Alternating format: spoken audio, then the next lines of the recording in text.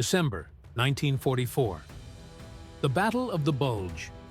Hitler's remaining panzer divisions moved through the Ardennes, aiming to split the Allied armies.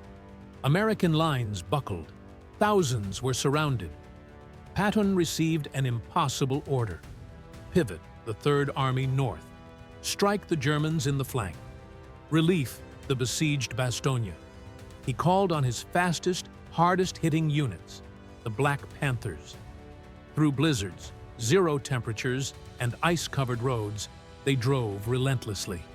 Tanks so cold that bare skin would tear on steel. Yet, they reached their destination. The 101st Airborne Division, the Screaming Eagles, were encircled, freezing, and low on ammunition. Then, the roar of engines pierced the storm. The Black Panthers struck the German flank near Bastogne.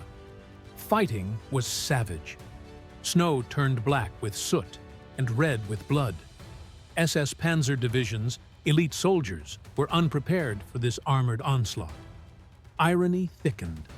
Southern white soldiers, who may have opposed equality at home, now relied on black tankers for survival.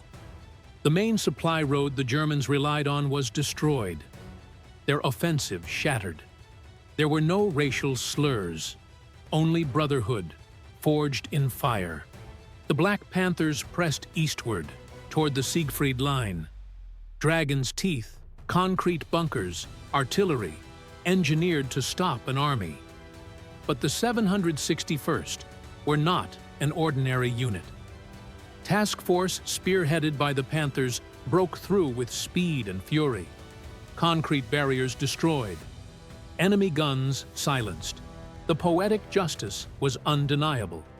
Nazi ideology proclaimed Aryan supremacy. Yet here, descendants of slaves drove over the sacred soil of Germany, shattering the Wehrmacht's defenses. Town after town fell. Thousands of prisoners surrendered. Bewilderment painted every German face. They had been told these men could not fight. Now they surrendered by the truckload. Crossing into Austria near Lambach, the battalion discovered horrors beyond imagination. May 4th, 1945. They approached a subcamp of the Mauthausen complex. Gates abandoned. Skeleton-like survivors shuffled forward. Death was stacked in piles, the stench overwhelming. Even battle-hardened sergeants wept. They gave their rations, chocolate, cigarettes, anything to comfort the liberated. They recognized the same hatred they had endured. For the first time, war had a profound personal meaning. The war in Europe was over. The Black Panthers had done everything asked of them, and more. They returned to America, not to ticker-tape parades, but to the same segregation and prejudice. Yet they persisted. Families raised, stories preserved in living rooms and VFW halls. Decades later, recognition came. In 1978, the battalion received the Presidential Unit Citation. Staff Sergeant Reuben Rivers, finally in 1997, was awarded the Medal of Honor, 53 years after his heroic death. The story of the Black Panthers is not just a tale of war. It is a testament to the human spirit. Patton may have doubted them, but in the end, they proved not only themselves, but the lie of a nation. They fought for a country that didn't love them. They saved a world that would have destroyed them. The 761st Tank Battalion, the Black Panthers, came out fighting, and history will never forget them again. November 1944. The Lorraine region of France was a landscape that seemed sculpted by malice itself. If hell had a basement, this was it. The earth beneath their boots was not earth at all. It was a frozen, sucking soup of mud that claimed footwear, tanks, and patience alike. The men of the 761st Tank Battalion, already hardened by years of training at Camp Hood, found themselves fighting a new adversary, the landscape. Soldiers dubbed it General Mud, a foe as relentless as the German soldiers they were about to face. Every inch forward demanded effort. Every maneuver through the muck a test of will and endurance. These men had left behind the scorching heat of Texas, the dry, oppressive sun that had hardened their resolve, for an entirely different kind of crucible. The cold seeped into bones, hands trembled despite gloves, and every motion became laborious under the weight of soaked uniforms and frost-bitten extremities. Ahead, gray fog shrouded the enemy positions, hiding artillery, anti-tank guns, and infantry dug into the terrain like venomous snakes ready to strike. Training manuals offered instructions, but nothing could have prepared them for the reality of combat in Lorraine. Nothing described the terrifying whistle of a German 88mm shell slicing through the freezing air, the sound a canvas tearing apart, followed by the concussive explosion that rattled teeth, stunned the mind, and made every heartbeat pound like a drum of war. Inside their Shermans, surrounded by fuel, ammunition, and steel, the men were acutely aware of the fragility of life. The death of a comrade could come in a second, the tanks themselves an infernal coffin waiting to ignite. Yet panic did not spread through the battalion. Discipline, honed over years of relentless training and societal prejudice, held them together. In the chaos of the battlefield, the men began to separate themselves from boys. Courage was one thing, survival was another. And in this crucible, legends were forged. Rising above the noise was Staff Sergeant Reuben Rivers, a quiet man from Oklahoma whose leadership was measured in action, not words.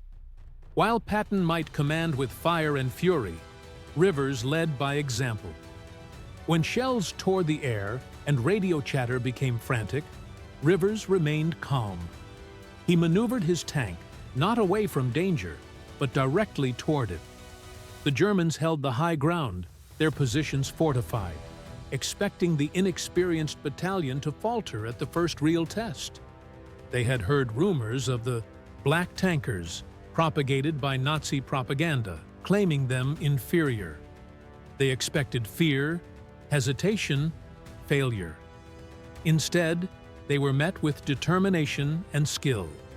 The 761st lowered their guns and advanced. They blasted through roadblocks, suppressed enemy infantry nests, and turned tanks into instruments of sheer aggression. They were not simply soldiers operating machinery. They were hunters, stalking the battlefield with deadly precision. By the time the smoke cleared over Morville-le-Vicq, the town was secured. White infantry units, who a month prior might have hesitated to drink from the same canteen as these men, now looked upon them with relief and astonishment. The battalion had demonstrated that courage, discipline, and skill were colorblind. Yet, even in victory, the cost was clear. Letters of condolence were written, medals recommended, and the somber understanding settled in. Being good wasn't enough. To survive the relentless attrition of war, they would have to become ruthless. One man who exemplified this ruthless efficiency was Sergeant Warren Cy Cressy. Cy had been a quiet, mild-mannered man before the war, but in combat, something snapped loose within him. It occurred on a gray November day during an advance. His Sherman tank, leading the column, was suddenly struck by an enemy anti-tank shell. Most men, surviving a hit like that, would have sought cover, thankful for life itself. Not Cy. The explosion hurled him inside the tank, flames licking at the hull. He scrambled free, unarmed except for determination and a .30 caliber machine gun mounted on a nearby jeep. He climbed onto the exposed vehicle, bullets kicking dirt and metal around him, and unleashed a storm of fire on the advancing German infantry. He destroyed machine gun nests, silenced artillery observers, and single-handedly held the line while his comrades regrouped. Witnesses described his actions as almost superhuman, a man possessed by a mixture of rage, courage, and focus. The enemy faltered, unprepared for the intensity of his assault. White infantrymen who observed him could only shake their heads in disbelief. They had been trained to believe that black soldiers lacked courage, lacked initiative. Yet here was a man who fought with a ferocity even Patton might have admired. The battlefield had a new master, and his name was Cy Cressy. While Cressy became a whirlwind of destruction, Staff Sergeant Rivers faced a different battle, quieter, more excruciating, and deeply personal. It was mid-November, and the battalion was approaching the town of Gwebling. The Germans, desperate to hold their positions, had mined the roads with deadly precision. Rivers' lead tank struck one of these hidden explosives. The explosion tore through the hull, shredding his leg almost to the bone. Pain so intense it might have felled a lesser man, yet Rivers' will remained unbroken. Medics rushed to him, shouting orders, prepping him for evacuation. Captain David Williams, commanding officer, gave him a direct command. "Reuben, you've done enough. Go home. You're receiving the Silver Star. You have to leave now." Rivers' response was steady, almost calm despite the throbbing agony. "Captain, I see him. We'll get him." Refusing the stretcher, refusing to leave the battlefield, Rivers climbed into another tank. For 3 days, he led assaults on Gwebling, moving his unit strategically, directing fire, and making decisions with a leg so grievously injured that every step of motion was agony. Infection spread, fever gripped him, but Rivers refused to yield. He fought not for glory, not for medals, but for the lives of his men. Without his experience, the younger soldiers might not have survived. By the morning of November 19th, the Germans counterattacked with heavy armor. Rivers, already fading, remained at his post. Radio static carried Captain Williams's pleading one last time. Rivers' calm voice returned through the crackle. "I'm almost there. Just a little further." Those words were his final command. A German shell found its mark. Rivers' tank exploded. Silence. A heartbeat of disbelief swept across the battalion. Staff Sergeant Reuben Rivers, the coiled spring of courage, was gone. Yet grief did not weaken them. It ignited them. They loaded armor-piercing shells with a cold, ruthless efficiency. Every action now was precise, calculated, and lethal. The German lines, already challenged, now faced a vengeful storm. Tanks rolled forward, unleashing hell on any who had dared harm Rivers. Resistance was obliterated. They weren't fighting merely for ground anymore. They were fighting for the spirit of their fallen comrade. Through the bitter cold of Lorraine, the 761st advanced.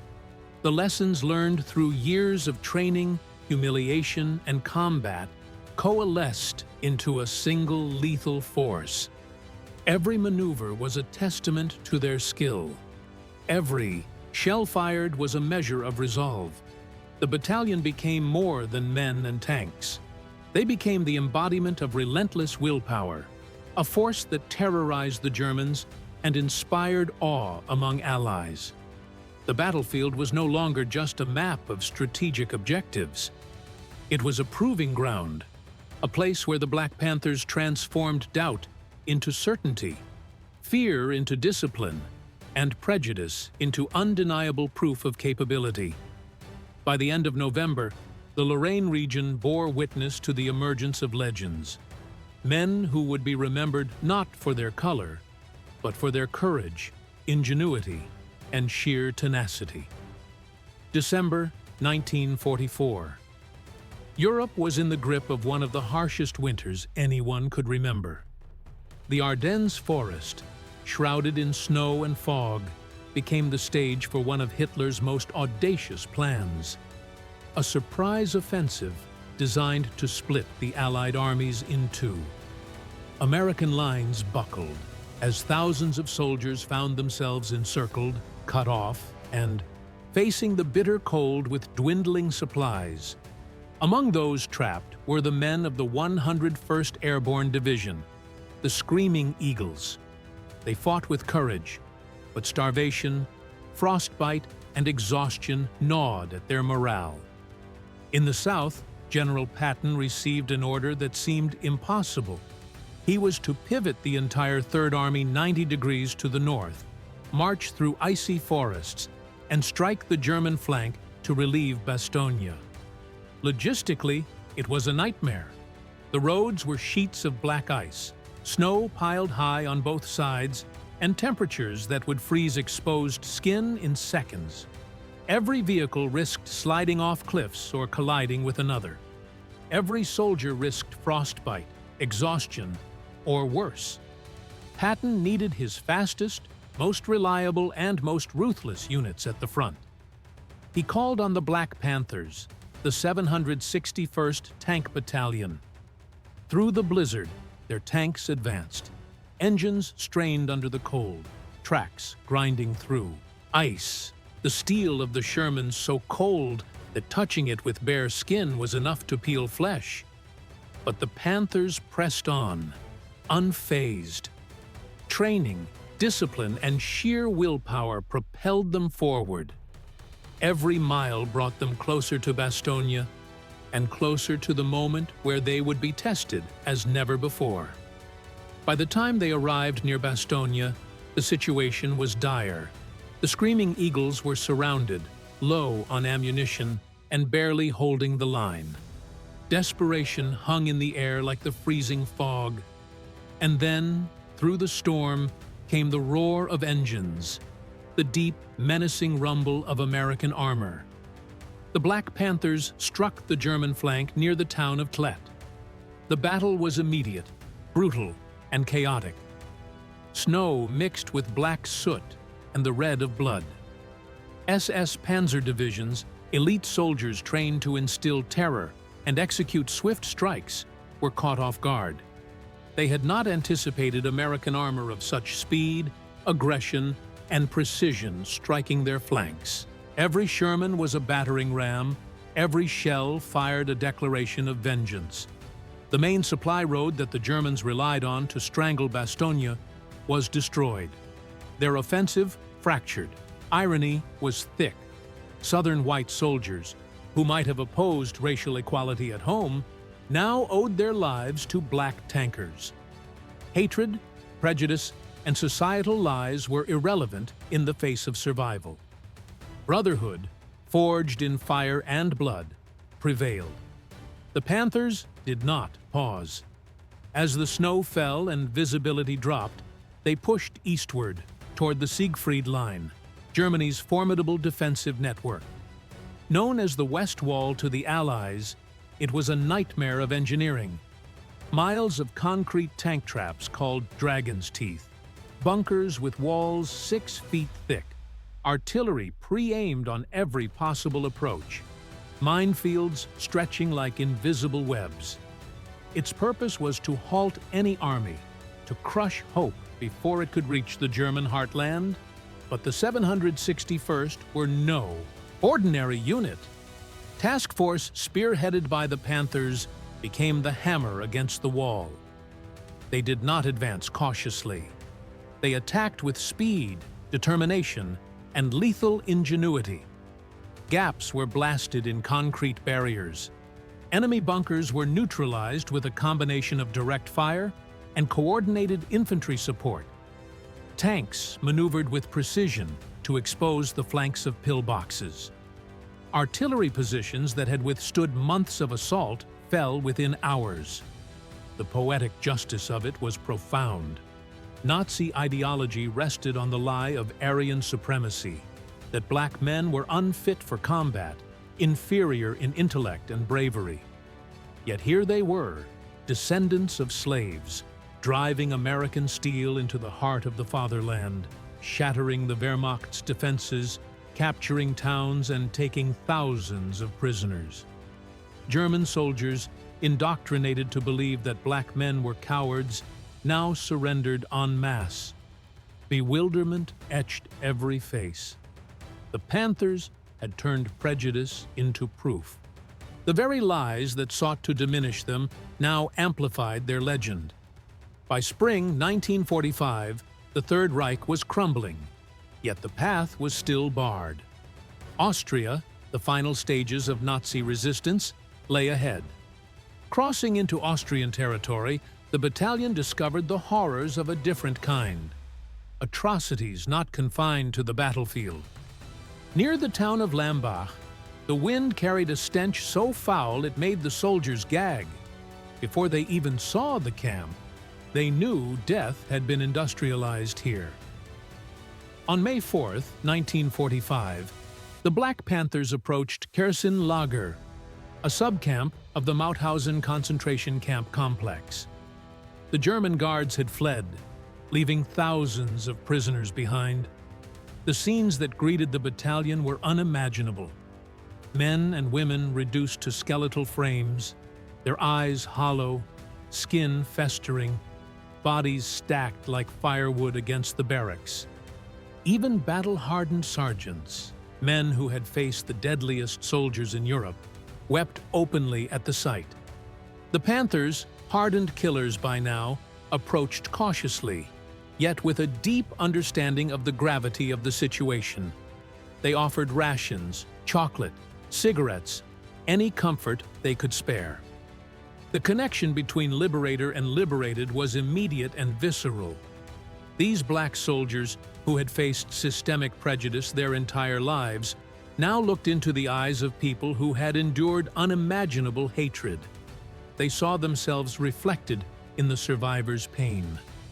For the first time, the war had a profoundly personal significance beyond orders, maps, and strategy. Liberating the camp crystallized the battalion's mission.